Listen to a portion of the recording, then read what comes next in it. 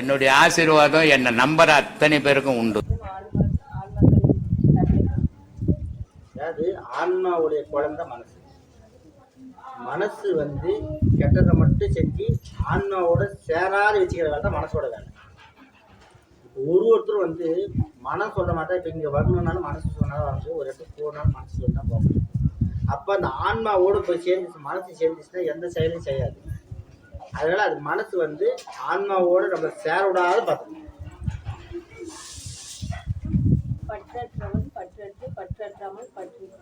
அதாவது பற்றற்றவன் அப்படின்னாவே கடவுள்.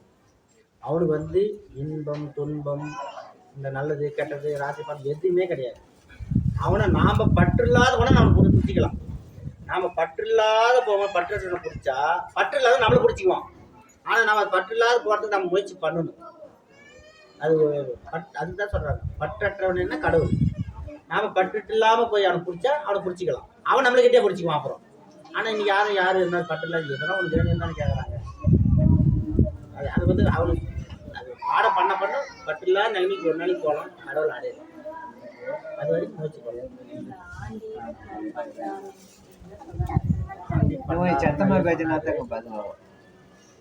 ஆண்டி பண்டாரன்றது ஆண்டின்றது ஆன்மா பல கோடிக்கணக்கான வருஷத்துக்கு பிறந்தனே இருக்கு. அது எப்போ எப்போ வச்சுன்னே தெரியாது. அது பண்டாரம் அது சுற்றிக்கிட்டே தான் கிடைக்கும். இன்னொரு மாறினே இருக்கு. அது நம்ம முதிர்ச்சி பண்ணி அதை போய் கடவுளோட சேர்த்துட்டா முடிஞ்சிடும். ஆனால் யாரும் பண்ண மாட்டேங்கிறாங்க. அது பிறந்து சேர்த்துக்கினே இருக்கு. அது கை கொள்றது நம்ம சாதாரண விஷயம் இல்லையே.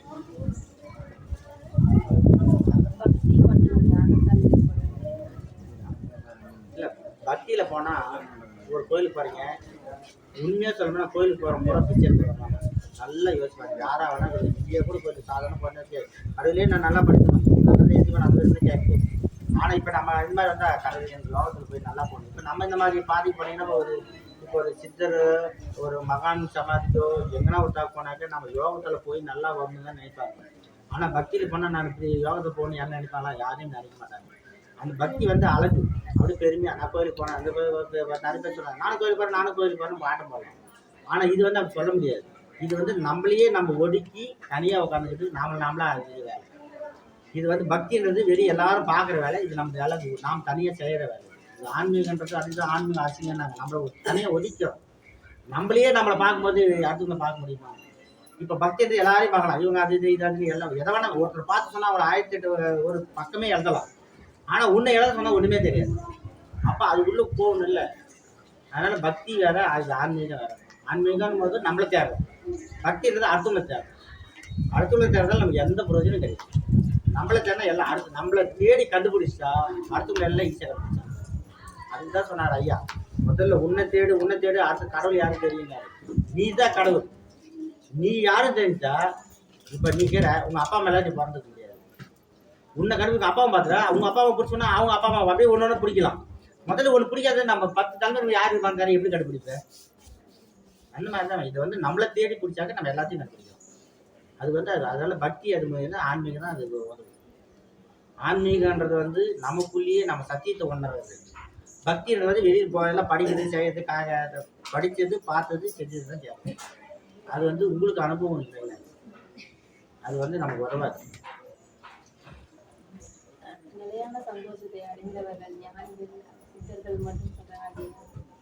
அதாவது இப்போ சாதாரணமாக எடுத்துக்கங்க.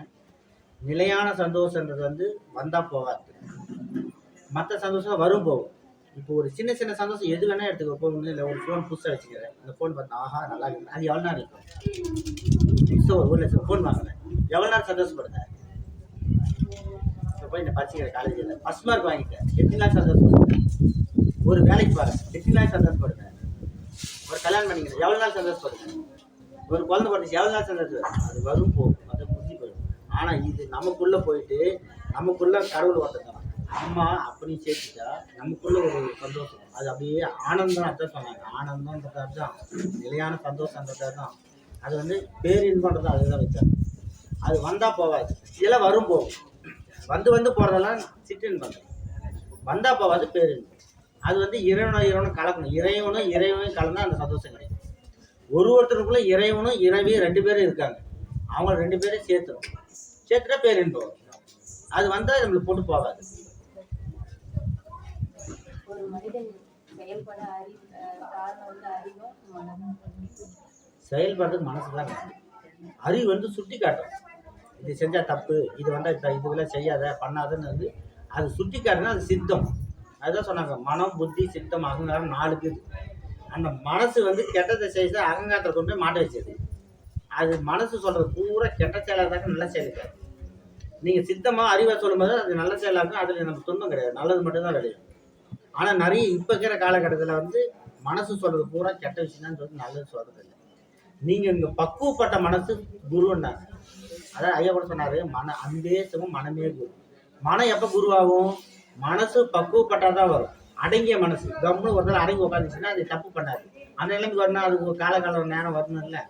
அது வர வரைக்கும் நம்ம செய்தி பொறுத்து தான்.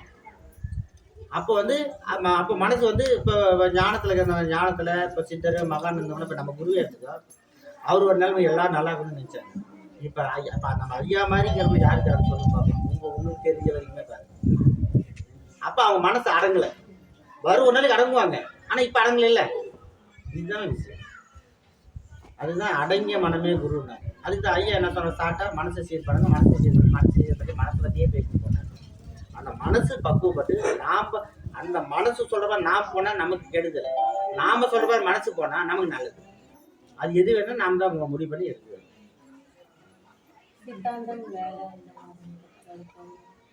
சித்தாந்தம் வேதாந்தம் அது வந்து படிக்கிறது கேட்கறது இல்லைன்னா நம்ம புக்கில் படிச்சது இல்லை நாமளா அனுபவிச்சது வந்து உண்மை. புக்கில் பார்த்து யாரோ ஒன்று சொல்லி வந்து அது உங்களுக்கு வராது இல்லை. இப்போ ஒரு பொண்ணு இல்லை, சர்க்கரை ஒன்றுக்கு வெல்லம் ஒன்றுக்குது, தேன் ஒன்றுக்குது, 3 இனிப்பு தான். நீ கேட்டால் என்ன சொல்லுவ? இனிப்பாக இருந்துச்சு. ஆனால் 3 வித்தியாசங்க தெரியுமா? தேன் இனிப்பாக இருந்தது, சர்க்கரை இனிப்பாக இருந்தது, வெல்லம் இனிப்பாக இருந்து எழுதி வச்சிருவேன். ஆனால் 3 விதமான டேஸ்ட் இருக்கு தெரியுமா? இதை அனுபவிச்சா மட்டும் தான் சொல்ல முடியும். இந்த சித்தாந்த வேதாந்தம் இதுதான் வேஷம். சித்தாந்த சித்தத்தில் நீங்கள் அறிஞ்சு சொல்கிறதும் வேதாந்தம் படித்து சொல்றது வித்தியாசம் மாறும். இது வந்து நம்மளை பொறுத்த வரைக்கும் சித்தாந்தம் வேஸ்ட்டு, வேதாந்தம் வேஸ்ட்டு.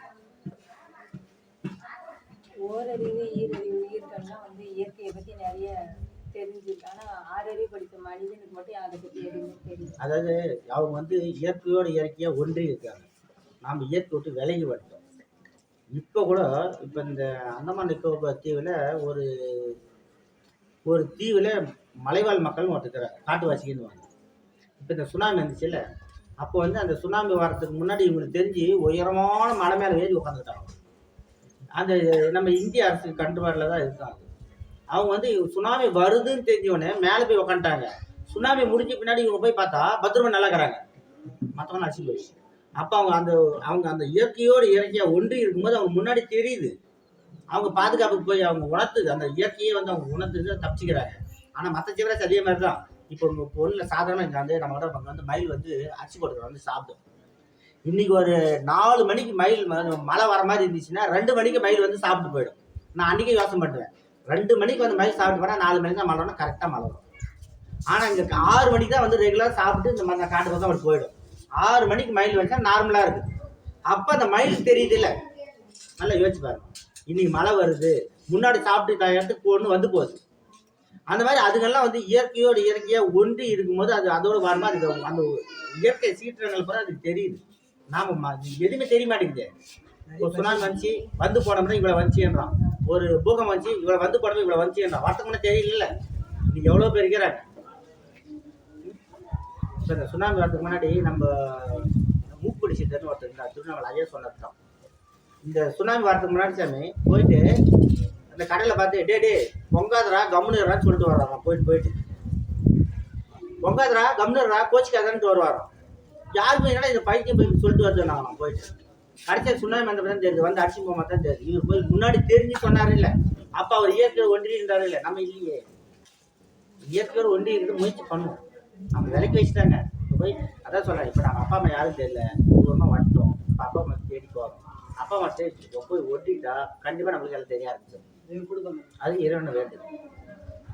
தர்மம் செஞ்சா இறைவனை அடைய முடியும்னு சொல்றாங்க. தர்மத்துக்கு இறைவன் என்ன சொல்றாங்க? அதாவது வந்து இன்னைக்கு நாம ஒரு உண்மையாக நல்லா யோசிச்சு வரணும். இறைவனே தர்ம ரூபத்திலையும் தர்மம் தான் இறைவன் இருக்கிற மாதிரி தான் சொல்றாங்க. அதாவது இப்போ நம்மகிட்ட நிறைய பாவத்தை செய்யணும். இந்த பாவத்தை கழுகிறதுக்கு ஒரே வழி என்னன்னா தான தர்மம் தான். தான தர்மம் வந்து நாம உழைச்சி, அதாவது வந்து ஒரு பாவத்தை நம்ம செய்யறோம்னா நம்ம இந்த உடம்பாலதான் ஒரு பாவத்தை செய்யறோம். அப்போ இதே உடம்பால ஒரு புண்ணியத்தை செஞ்சு செய்யும்போது அதுக்கு வந்து ஈர்ப்பு ஆயிடும். ஆனா எத்தனை பேருக்கு மனசு வருது சொல்லுங்க? அந்த தர்மம் அதுக்கு தான் எதிர்ப்பு சொல்லுவாங்க. தர்மம் பண்றதை விட சத்தியத்தில் நின்னா போதும்னா, தர்மன்றது நம்ம பொருளை வந்து சேர்த்து கொடுக்கணும். இப்போ தர்மம்ன்றது எப்படி பண்ண முடியும்? ஆனா சத்தியன்றது பணம் இல்லாத சத்தியத்தில் நிற்கலாம். ஒரு பார்க்குறோமா, இது தப்பு, வேணாலும் ஒதுக்கலாம். ஒருத்தர் அடிக்கிறது பண்ணணும் பலான்னு கம்பெனி வந்து இப்போ ஒருத்தர் கோவம் வந்து பலான்னு அடிக்கிறேன்னு வச்சுக்கோங்க. கோவப்பட்டவன் அறிவாளியா, அடி வாங்கினவன் அறிவாளியான்னு யோசிச்சு பார்த்தா சொல்றேன். அடி வாங்கினவன் தான் அறிவாளி. ஆமா, ஏன்னா அவன் வந்து கோவத்துல மாட்ட தப்பிச்சுக்கிறான் பாரு, அவன் தான் உண்மையா அறிவாளி. அந்த மாதிரி ஒரு செயலுக்கு வந்து நீ சத்தியத்தில் நிலை வரங்க. தர்மன்றது அதுக்கு அடுத்தது, சத்தியத்துக்கு அடுத்தது தான் தர்மமே. சத்தியன்றது உங்களுக்கே தெரியும், இது தப்பு ரைட்டு பகுத்து பார்க்குற தன்மை தான் அழகா தப்பிச்சு வரணும். சத்தியத்தை பிடிச்சா தான தர்மம் எல்லாமே கூட வந்து. அதனால சத்தியம் தான் கடவுள் அடைய ஒரே வழி. அதனுடைய இதுதான் அந்த தான தர்மம் எல்லாம். சத்தியத்தில் நிற்கிறதுக்கு பொருள் தேவை, தான தர்மம் வந்து பொருள் வேணும். நீ எது வேணும் யோசிச்சு.